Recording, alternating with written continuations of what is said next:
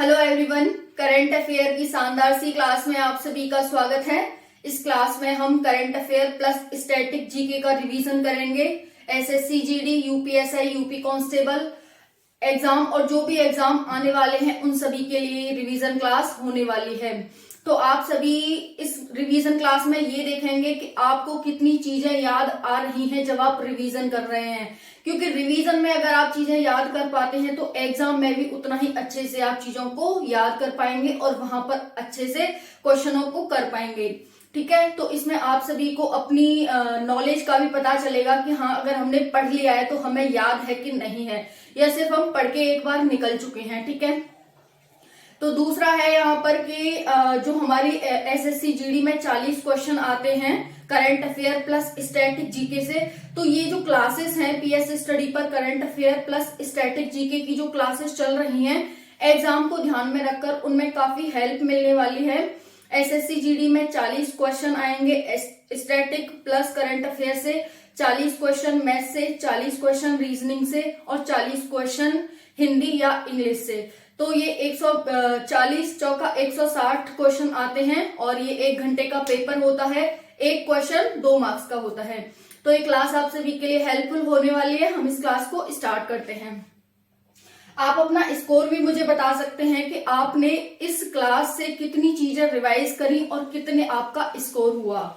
Start करते हैं। Question first है, हाल ही में किस देश में एस जयशंकर ने महात्मा गांधी प्रतिमा का अनावरण किया है? हाल ही में एस जयशंकर, कौन है एस जयशंकर? देखो, इस तरह से आपको ध्यान रखना है। अगर मैंने एस जयशंकर नाम लिया तो आपके माइंड में आ जाना चाहिए कि एस जयशंकर कौन है, हमारे विदेश मंत्री हैं। ठीक है, उसके बाद यहाँ पर है एस जयशंकर ने महात्मा गांधी प्रतिमा का अनावरण किया। कहां पर किया है? तो ये पराग्वे में किया है। अब पराग्वे कहाँ स्थित है, ये आपके माइंड में आना चाहिए कि ये दक्षिण अमेरिका का एक राज्य है, एक देश है पराग्वे। दक्षिण अमेरिका में कितने देश आते हैं? तो 12 देश आते हैं। दक्षिण अमेरिका की सबसे बड़ी नदी कौन सी है? तो अमेजन नदी है। दक्षिण अमेरिका का सबसे बड़ा देश कौन सा है? तो ब्राजील देश है। दक्षिण अमेरिका का सबसे ऊंचा पर्वत कौन सा है? तो अंकाकागुआ है। दक्षिण अमेरिका के बारे में जितनी भी हम चीजें देखें तो आप सभी को वो सारी चीजें याद आ जानी चाहिए।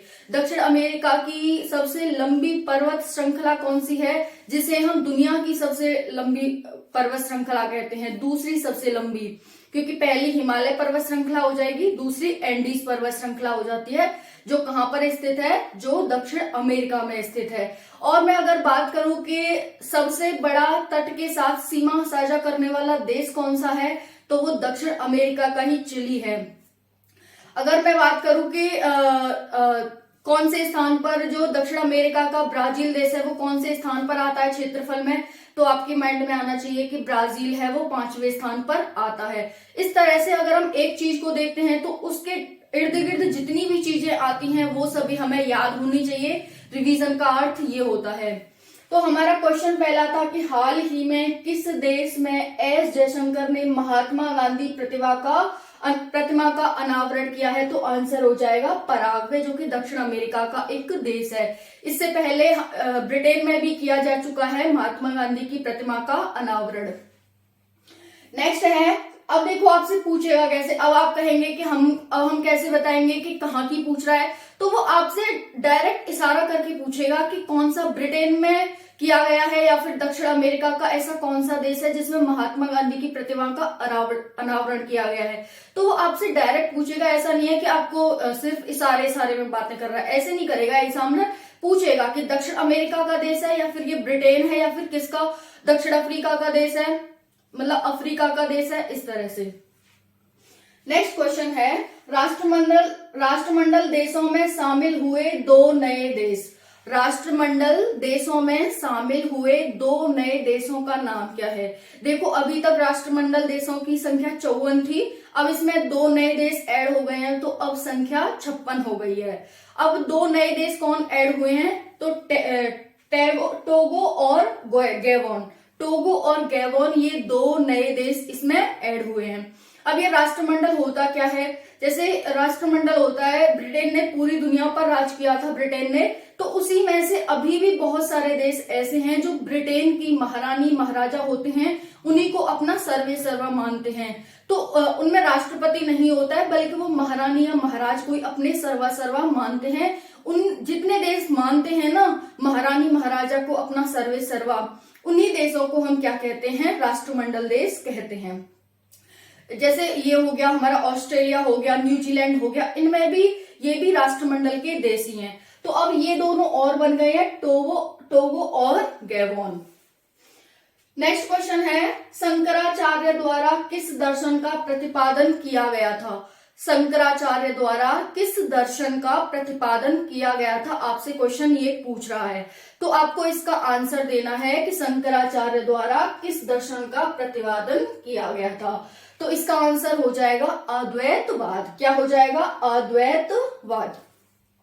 देखो ये जितने दर्शन होते हैं आपको इसमें कंफ्यूजन होती होगी, क्योंकि मुझे भी होती थी, लेकिन जब मैंने इसे ट्रिक से समझा तो मुझे अच्छे से समझ आ गया। अब मुझे बिल्कुल भी कंफ्यूजन नहीं होती।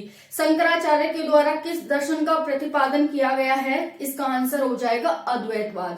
अब समझते हैं, देखो हमारे पास 6 दर्शन थे जो हिंदू धर्म में हमारा, उसमें 6 दर्शन थे, लेकिन बाद में और भी दर्शन आते गए, तो अब इसमें बहुत सारे दर्शन हो गए हैं। तो इनको देखते हैं।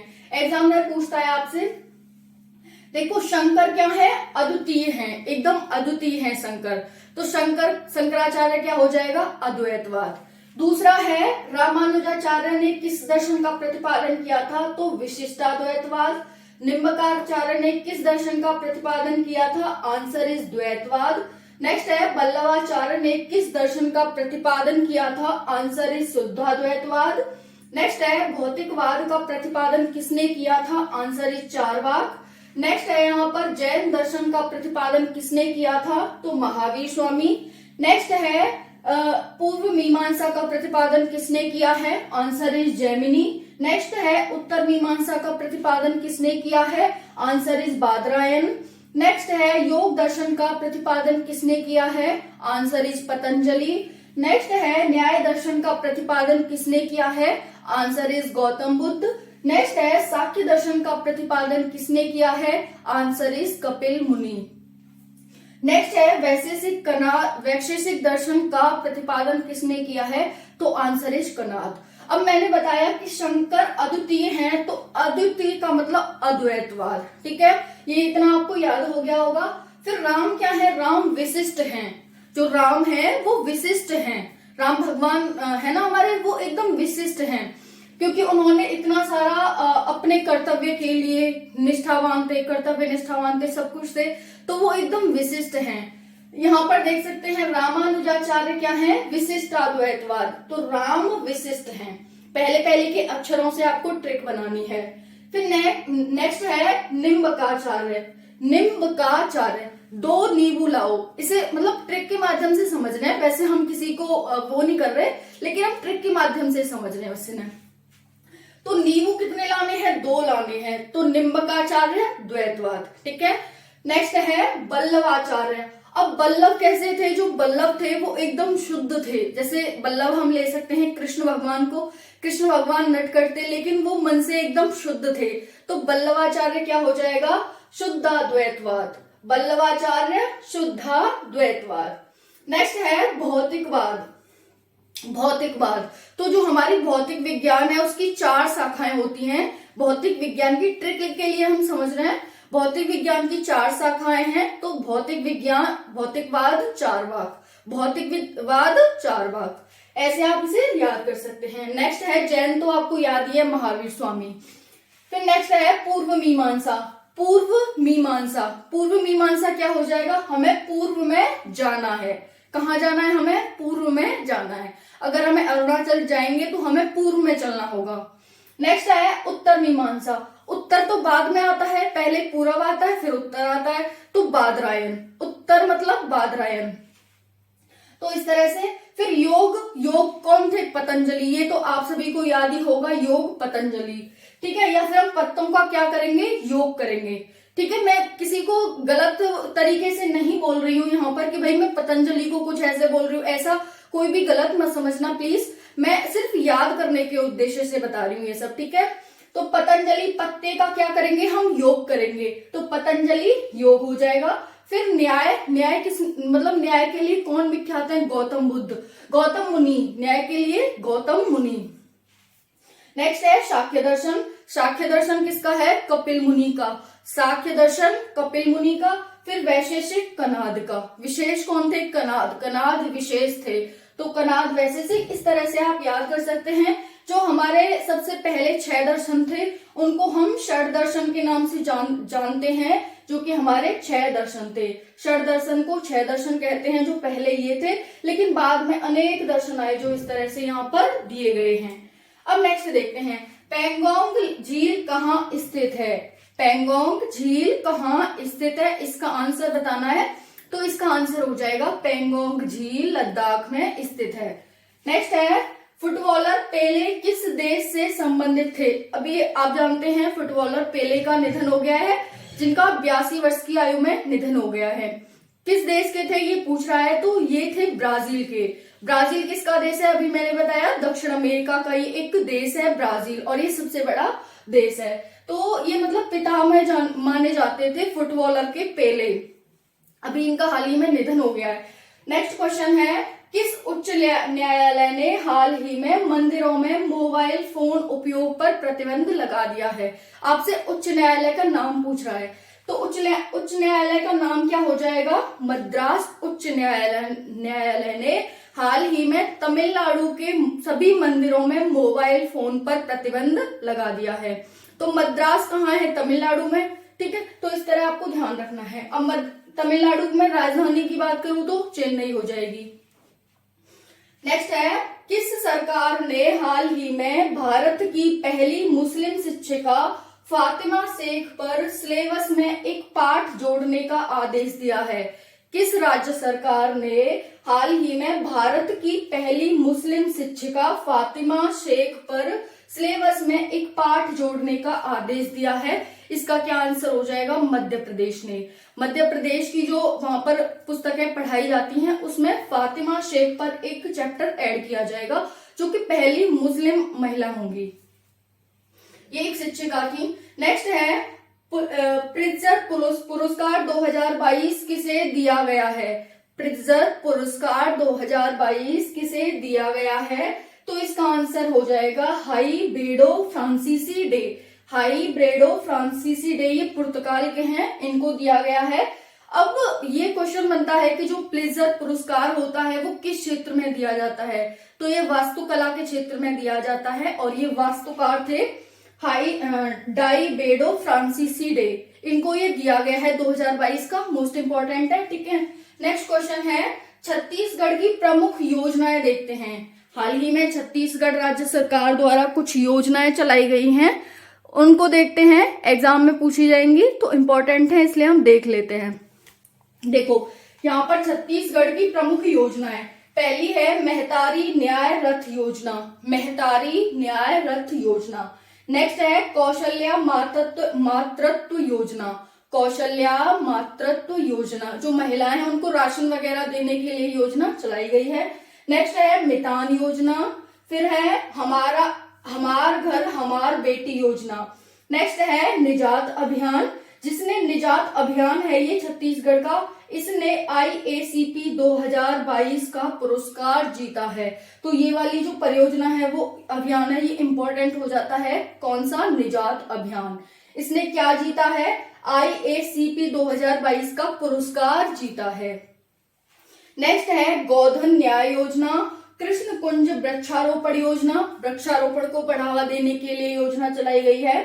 नेक्स्ट है गौमूत्र खरीद योजना, यानी कि यहाँ पर गौमूत्र बेचा जाएगा, जैसे 5 रुपए किलो 4 रुपए किलो इस तरह से। तो ये छत्तीसगढ़ की प्रमुख योजना है, मेहतारी न्याय रथ योजना, कौशल्या मातृत्व योजना, मितान योजना, हमार घर हमार बेटी योजना, निजात अभियान जिसने की IACP 2022 पुरस्कार जीता है। फिर है गोधन न्याय योजना, कृष्ण कुंज वृक्षारोपण योजना और गौमूत्र खरीद योजना। नेक्स्ट है पश्चिम बंगाल की कुछ योजनाएं देख लेते हैं। पश्चिम बंगाल की योजना है द्वारे सरकार योजना, लक्ष्मी भंडार योजना। जो ये लक्ष्मी भंडार योजना है इसने स्कॉच अवार्ड जीता है। किसने? लक्ष्मी भंडार योजना ने स्कॉच अवार्ड जीता है। तो ये वाली योजनाएं हमारे लिए इंपॉर्टेंट हो जाती है। वैसे ही निदान जो अभियान है ये भी इंपॉर्टेंट हो जाता है।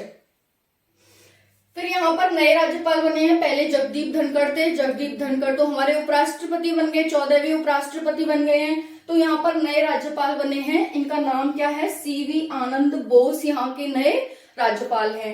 मुख्यमंत्री कौन है यहाँ की? ममता बनर्जी यहाँ की मुख्यमंत्री हैं। कहाँ की? पश्चिम बंगाल की। पश्चिम बंगाल की राजधानी क्या हो जाती है? कोलकाता यहाँ की राजधानी हो जाती है। नेक्स्ट क्वेश्चन है, एक और अवार्ड है यहाँ पर, संस्कृति के लिए सर्वश्रेष्ठ गंतव्य के लिए अंतर्राष्ट्रीय यात्रा पुरस्कार 2023 भी किसको दिया गया है? पश्चिम बंगाल को दिया गया है। यानी यहाँ पर अंतर्राष्ट्रीय यात्रा के लिए अच्छा एक सुगम्य और सर्वश्रेष्ठ गंतव्य है पश्चिम बंगाल। इसके लिए एक इसे सर्वश्रेष्ठ गंतव्य के लिए अंतर्राष्ट्रीय यात्रा पुरस्कार से सम्मानित किया गया है। किसे किया गया है? तो पश्चिम बंगाल को। ठीक है, तो इतनी सारी बातें आपको ध्यान रखनी है पश्चिम बंगाल के बारे में। नेक्स्ट है, बदला गया नाम। चंडीगढ़ इंटरनेशनल एयरपोर्ट का नाम बदला गया है। चंडीगढ़ इंटरनेशनल यानी कि चंडीगढ़ का जो अंतर्राष्ट्रीय हवाई अड्डा है उसका नया नाम क्या हो गया है? तो ध्यान रखना है, शहीद भगत सिंह इंटरनेशनल एयरपोर्ट कर दिया गया है। अब भगत सिंह कहाँ के थे? वहां के थे, पंजाब के। इस तरह ध्यान रखना है कि सिंह लोग कहाँ के होते हैं? भगत सिंह। और बाकी कौर हो गए, ये सब नाम कहाँ के होते हैं? पंजाब के। तो ये वहीं के थे। और जो चंडीगढ़ इंटरनेशनल एयरपोर्ट था वो हरियाणा और पंजाब का एक संयुक्त इंटरनेशनल एयरपोर्ट था। तो इसका नाम शहीद भगत सिंह इंटरनेशनल एयरपोर्ट कर दिया है। इंपॉर्टेंट है, इसीलिए आपसे पूछा जाएगा। नेक्स्ट है, भारत के सबसे ज्यादा अंतरराष्ट्रीय एयरपोर्ट किस राज्य में है? भारत के सबसे ज्यादा इंटरनेशनल एयरपोर्ट किस राज्य में है? तो आप बताएंगे उत्तर प्रदेश यानी यूपी में है। यूपी में 5 अंतरराष्ट्रीय हवाई अड्डे हैं। कितने? 5 अंतरराष्ट्रीय हवाई अड्डे हैं। सोच सकते हैं ना, 5 अंतरराष्ट्रीय हवाई अड्डे। यानी यहां से क्या होगी, हम यूपी से कहीं अगर हमें दूसरे देश में जाना है तो हम सीधे यूपी से कहीं दूसरे देश में जा सकते हैं। देखो, अंतरराष्ट्रीय हवाई अड्डे का मतलब क्या होता है? अंतरराष्ट्रीय हवाई अड्डे उनको कहा जाता है जहां से अंतरराष्ट्रीय लेवल के लिए फ्लाइटें चलती हैं। तो यूपी से 5 इंटरनेशनल एयरपोर्ट से दूसरे देशों के लिए फ्लाइटें जाती हैं। तो आपको यूपी ध्यान रखना है। नेक्स्ट है, भारत का सबसे पुराना आईआईटी कौन सा है? भारत का, देखो आईआईटी बहुत सारी खोजें कर रहे हैं वर्तमान में देखा जाए तो इस वजह से हमें पहला आईआईटी ध्यान रखना है। भारत का पहला आईआईटी कौन सा है? आंसर क्या हो जाएगा? आईआईटी खड़गपुर। इसे 1951 में स्थापित किया गया था। भारत का पहला आईआईटी क्या हो जाएगा? आईआईटी खड़गपुर। नेक्स्ट है, मालदीव के नए राष्ट्रपति कौन है? मालदीव के अभी नए राष्ट्रपति बने हैं, तो ये कौन बने हैं? इब्राहिम मोहम्मद सोलेह। इब्राहिम मोहम्मद सोलेह मालदीव के नए राष्ट्रपति बने हैं। अब मालदीव की राजधानी क्या है? तो मालदीव की राजधानी माले हो जाती है। ये दक्षिण एशिया का एक देश है जिसमें कि 8 देश आते हैं दक्षिण एशिया में, उसमें से मालदीव भी एक है। भारत के नीचे एक आइलैंडीय देश है मालदीव। नेक्स्ट है, फीफा विश्व कप 2022 कहाँ आयोजित किया गया? अभी फीफा विश्व कप हुआ था, तो ये कहां पर आयोजित किया गया? मोस्ट इंपोर्टेंट क्वेश्चन हो जाता है फीफा विश्व कप 2022 से। ये कतर में आयोजित किया गया। और देखो, अगर आपको इसके बारे में जितनी भी जानकारी लेनी है ना, तो आप पीएस स्टडी चैनल पर फीफा विश्व कप 2022 सर्च करना, वहां पर आपको सारा उसके बारे में जानकारी आ जाएगी। मैंने 15-20 मिनट की वीडियो इस पर पूरी डाल रखी है। कुछ भी पूछा जा सकता है, कितने टीमों ने भाग लिया, ठीक है, और इसका शुभंकर क्या था, किस स्थान पर आयोजित किया गया, बाकी बहुत सारी चीजें हैं इसमें। तो फीफा विश्व कप 2022 कहां आयोजित किया गया? Answer is Qatar. विजेता कौन रहा इसमें? ब्राजील पहले नंबर पर रहा, फिर दूसरे नंबर पर अर्जेंटीना रहा और तीसरे नंबर पर फ्रांस रहा। तो आपको ये ट्रिक से याद रखना है, ब्राजील, अर्जेंटीना और फ्रांस, BAF नामक ट्रिक से आपको इसे याद रखना है। BAF, Brazil first, Argentina second. Argentina किसका देश है? दक्षिण अमेरिका का। ठीक है, फ्रांस किसका देश है? यूरोप का। ठीक है, इसमें 32 टीमों ने भाग लिया। अब नेक्स्ट क्वेश्चन है, उत्तर प्रदेश की पहली महिला पुलिस कमिश्नर कौन बनी है? उत्तर प्रदेश की पहली महिला पुलिस कमिश्नर बनी है तो कौन बनी है? आंसर हो जाएगा Lakshmi Singh.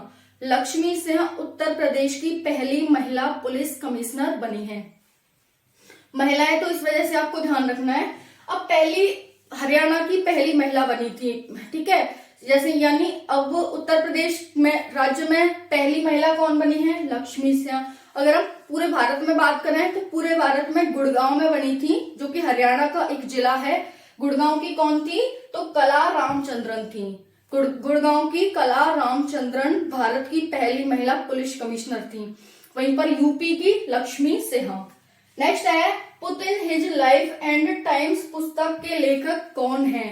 Put in his life and times, Putin his life and times पुस्तक के लेखक कौन है? तो आंसर हो जाएगा फिलिप शॉर्ट हैं। Philip Short Putin his life and times पुस्तक के लेखक हैं। नेक्स्ट क्वेश्चन है, वर्तमान में भारत की कितनी साइट रामसर साइट में सम्मिलित हैं? वर्तमान में भारत की कितनी साइट रामसर साइट में सम्मिलित हैं? इंपॉर्टेंट क्वेश्चन है, तो आंसर हो जाएगा 75। 2021 में 28 रामसर साइट इसमें जोड़ी गई हैं, तो अब 75 हो गई है इनकी संख्या। रामसर साइट कहाँ है? तो आप सभी को पता है, ईरान का एक शहर है रामसर, जिसमें रामसर साइटों को इसका मुख्यालय है और पूरे विश्व में रामसर साइटों का दर्जा प्रतिवर्ष दिया जाता है। 1971 में इसकी स्थापना की गई थी, रामसर साइट की स्थापना, तो 1971 से ये पुरस्कार दिया जाता है। नेक्स्ट है, मतलब घोषित किया जाता है कि कौन सी किस देश की रामसर साइट, इस तरह से, ताकि जल संरक्षण को बढ़ावा मिल सके और जो तट हैं, ब्लू फ्लैग वगैरह का दर्जा इसके द्वारा ही दिया जाता है। पानी को स्वच्छ रखा जा सके और जो हमारा तालाबों का, नदियों का वातावरण है उसे भी स्वच्छ रखा जा सके, ताकि जो उसमें जीव जंतु हैं उनकी हम सेफ्टी कर सकें, हम एक इकोसिस्टम को अच्छे से बनाए रख सकें। इसके लिए रामसर साइट के द्वारा झीलों को, नदियों को और साइटों का घोषणा की जाती है। नेक्स्ट है, पहला एक्वा पार्क भारत में कहाँ स्थापित किया गया है? भारत का पहला एक्वा पार्क, तो आंसर हो जाएगा अरुणाचल प्रदेश। अरुणाचल प्रदेश जो कि हमारा एक पूर्व का देश, पूर्व का राज्य है, एकदम पूर्व में स्थित है अरुणाचल प्रदेश, जहां पर कौन सा पॉइंट है? किविथु। किविथु यहाँ का सबसे पूर्वी पॉइंट है, वो अरुणाचल प्रदेश में ही स्थित है। नेक्स्ट है, विजय हजारे ट्रॉफी 2022 किसने जीती है? विजय हजारे ट्रॉफी 2022 किसने जीती है? आंसर हो जाएगा सौराष्ट्र टीम ने, जो कि गुजरात की है। सौराष्ट्र टीम ने, जो कि गुजरात की है। नेक्स्ट क्वेश्चन है, the Chipko movement a people's history पुस्तक के लेखक कौन है? The Chipko movement a people's history पुस्तक के लेखक कौन है? तो आंसर हो जाएगा शेखर पाठक। शेखर पाठक इस पुस्तक के लेखक हैं, जो कि चिपको आंदोलन पर लिखी गई है, जो चिपको आंदोलन हुआ था उत्तराखंड में। नेक्स्ट है, विश्व की सबसे लंबी रिवर क्रूज परियोजना का नाम क्या है? विश्व की सबसे लंबी रिवर क्रूज परियोजना, ये विश्व की, भारत की नहीं बल्कि पूरे विश्व की है। ठीक है, तो इंपॉर्टेंट है यहाँ पर, ये हो जाएगा गंगा विलास परियोजना। गंगा नदी पर ये चलाई जा रही है, गंगा फिर ब्रह्मपुत्र पर असम तक जाएगी, वाराणसी से असम तक जाएगी। इसमें 18 कमरे हैं, इसमें 50 दिन की ये यात्रा होगी वाराणसी से असम के बीच में। ये PPP मॉडल पर बनाई जा रही है, यानी कि पब्लिक प्राइवेट पार्टनरशिप। अब पब्लिक के रूप में इसमें यूपी सरकार, केंद्र सरकार है, और प्राइवेट के रूप में इसमें अंतारा कंपनी है। ठीक है, फिर यहाँ पर देख सकते हैं 18 कमरे हैं और इससे टूरिज्म को बढ़ावा देने के उद्देश्य से परियोजना चलाई जा रही है। नेक्स्ट है, सीमा भवानी क्या है? सीमा भवानी क्या है? तो सीमा भवानी से आपको थोड़ा बहुत तो समझ आ रहा होगा कि ये है क्या सीमा भवानी। तो सीमा भवानी ये BSF की महिलाओं की एक टीम है, BSF महिलाओं की एक टीम है, जो कि रिपब्लिक डे पर भी ये अपनी रैलियां निकालती है। नेक्स्ट है, F-INSAS क्या है? F-INSAS क्या है? मोस्ट इंपॉर्टेंट हो जाता है, क्योंकि ये सेना सुरक्षा किट है। इसमें जो हमारी सेना है उसको सर पर पहनने के लिए, मुंह पर, आंखों पर चश्मा होगा जो एकदम ट्रांसपेरेंट होगा, बुलेट प्रूफ होगा, जैकेट होगी, बूट होंगे, इसमें हाथों पर क्या पहना जाएगा, इसमें पूरी किट है ये। तो सेना की सुरक्षा के लिए एक किट है F-INSAS, आप सभी को ध्यान रखना है। नेक्स्ट है बीवी माई स्टोरी पुस्तक के लेखक कौन है? बीवी माई स्टोरी, तो इसका आंसर हो जाएगा बेंजामिन नेतन्याहू। ये 6 बार इसके प्रधानमंत्री भी हैं, प्रधानमंत्री भी रह चुके हैं। बीवी माई स्टोरी पुस्तक किसकी है? बेंजामिन नेतन्याहू की। नेक्स्ट है भारत की पहली double decker AC electric bus कहाँ चलाई गई है? भारत की पहली double decker AC electric bus. Double decker का मतलब क्या होता है? जैसे ये हमारी कोई बस है, इसके ऊपर एक और डेकर है, यानी कि इसके ऊपर जैसे छत के ऊपर छत होती है ना, तो हम क्या कहते हैं, हमारी डबल फ्लोर है, 2 मंजिल की है। तो वैसे ही ये भी बस है, वो 2 मंजिल की होगी। यहां से जैसे यहाँ पर इसके क्या है, पहिए होते हैं, ठीक है, 4 6 जितने भी होते हैं। फिर यहाँ से हम चढ़ेंगे तो ये होगा, फिर इसके ऊपर एक और मंजिल होगी, इसी को हम डबल डेकर कहते हैं, यानी कि 2 डेकर है इसमें, ठीक है, जिससे कि ज्यादा सवारी एक साथ बैठ सकती हैं। तो भारत की पहली डबल डेकर एसी बस है और ये इलेक्ट्रिक बस है। तो इसमें बहुत सारी खासियतें हैं, ये मुंबई में चलाई गई है। नेक्स्ट है देश के बाहर पहली आईआईटी कहाँ खोली जाएगी? देश के बाहर पहली आईआईटी खोली जाएगी और ये अभी 2022 में ही भारत सरकार ने घोषणा की थी, क्योंकि हम बहुत सारा इन्वेस्टमेंट कर रहे हैं, हमने उनके साथ एक बहुत सारी योजनाएं चला रखी हैं, तो उसी के साथ ये आईआईटी खोली जाएगी, उसी के यहाँ खोली जाएगी। आंसर क्या हो जाएगा? यूएई, क्योंकि हमारे भारतीय हैं वो भी वहां पर बहुत ज्यादा रहते हैं उस देश में। तो कहाँ रहते हैं? यूएई में भारत के बाहर पहली आईआईटी खोली जाएगी।